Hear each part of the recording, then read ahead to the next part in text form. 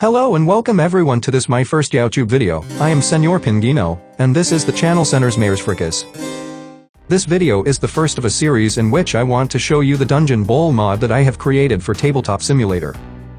As I saw that there was no Dungeon Bowl mod, and since Blood Bowl is a game that I love, I decided to create the mod myself. This way I have learned how to create games and prototypes in Tabletop Simulator, and I have made this little video to explain a little bit how it works, how to set up the board, and how to play a game. I hope you like and find it useful, and if you want to support us, you can do it subscribing to the channel or inviting us to a coffee through the link you have in the description to Ko-Fi. For anything else, or if you see any mistake, or if you have any feedback, you can leave me a comment either YouTube or the Steam Workshop.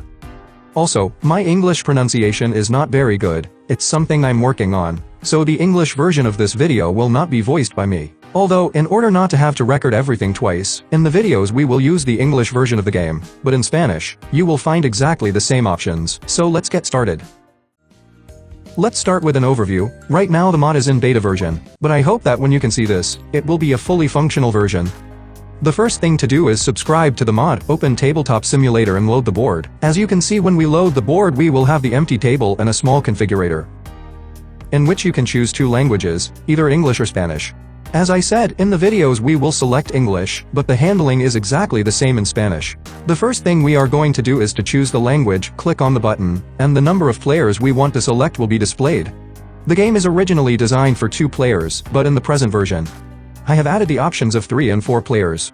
We are going to display, for example, the field for 2 players, and when we click on the button, all the complements for the 2 players will be placed on the table.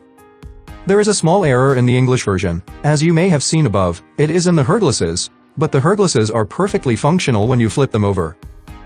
To go back there is no button. We can simply reload the mod. We reload the table. The previous one would be for 2 players.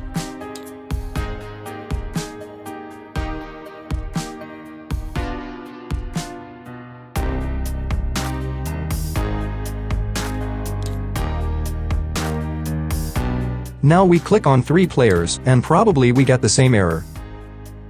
You see, but as I said, I don't know why this error happens. If someone knows how to fix it, I would appreciate if you could tell me a possible solution. But as I told, it is all fully functional. Returning to the 3-player table, we have player 1 in red, player 2 in blue and player 3 in green.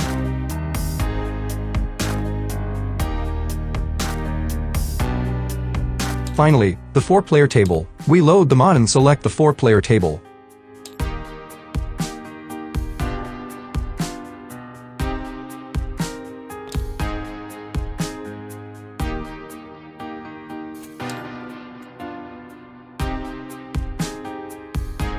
Place the objects, and here we have it.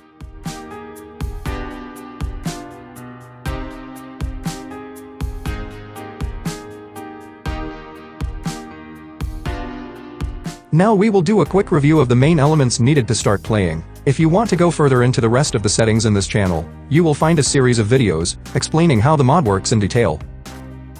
Once the table has loaded, there are several predefined scenarios: the magma chamber, the rotting swamp, the flooded dungeon, quiet waters, lava river, and sour maze. We can choose one of these scenarios or create one of our own and customized, personalizado, in Spanish. At the top of the screen you will see an indicator that shows how many players the scenario will be deployed for. If you are wrong, as I said before, simply reload the mod and there is no more problem. As for predefined scenarios, you can choose the one you like most. Pressing Alt enlarges the image, and you have a small visualization, or else you can roll a die and select one randomly. In this case, to show you a little bit, I'm going to load the magma chamber. And when we load the scenario, it tells us that we are ready to play Dungeon Bowl. If you put the pointer over one of the tiles, you will see the special rules for each one. If you want to change the scenario, simply unlocking the tile, you can put another tile, no problem.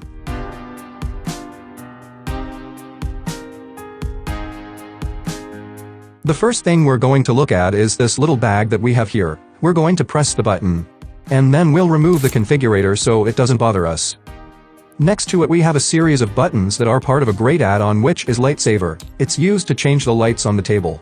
Each of the scenarios already has a set of lights configured. We also have the normal one, which is the one we have been using until now, and a dark mode, which is really quite interesting. If you feel like it, you can also create your own lighting modes, but we'll see that in some other things later. On the front, this one here, we have 3 other game accessories, the portals and the chests, which we will use at the start of the game, and the balls, which we will use when the ball appears in play.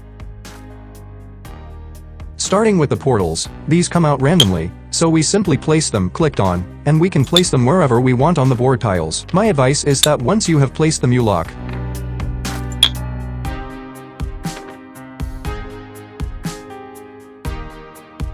To do this, we select all of them and click right-click, and within the options we select lock.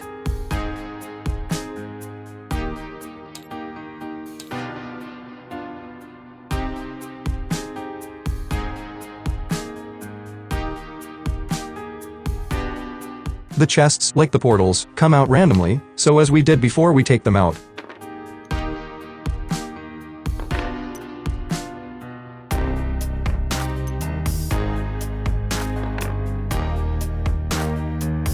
Place on the tiles we want, and once we have all placed on the board, select and lock them.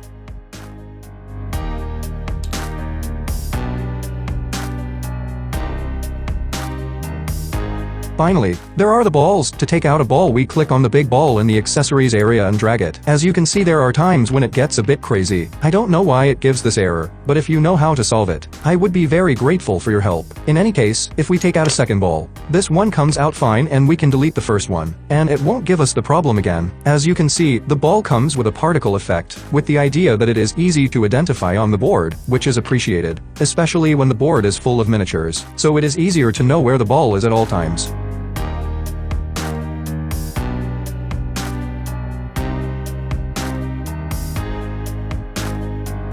This is all in this first video. I think I have explained the main features to start a game. I know there are still a lot of things to explain, but I didn't want it to be too long. In the next videos I will explain in more detail different features. I hope you liked it. If so, you can subscribe and help the channel Señores Frikis, and help us in this adventure that we have started. For any problem or doubt, comments will be very appreciated, because the idea is to leave the mod as complete and functional as possible, so that the community can enjoy the game. I would also like to include the first expansion, but for now I don't have it, so it has been impossible for me. Remember that this is my first video. Don't punish me too hard in the comments that you can leave me in YouTube and Steam. It's also my little introduction to Tabletop Simulator as a creator, which has been an interesting process. Learning how to make prototypes with this program has given me ideas to make some new projects, and if it works, I'll try to show and upload some new stuff. If you want to support us, you can subscribe to the channel, and if you want to invite us for a coffee, you have below a link to Ko-Fi. With part of the proceeds we want to buy the expansion and update the mod. If you have any doubt about how to make a game, and it's within my knowledge and I can help you, just write and ask. That's all. I hope to see you soon, and thank you very much for watching the video until the end. Señor Pinguino bids farewell from the channel Señores Frikis.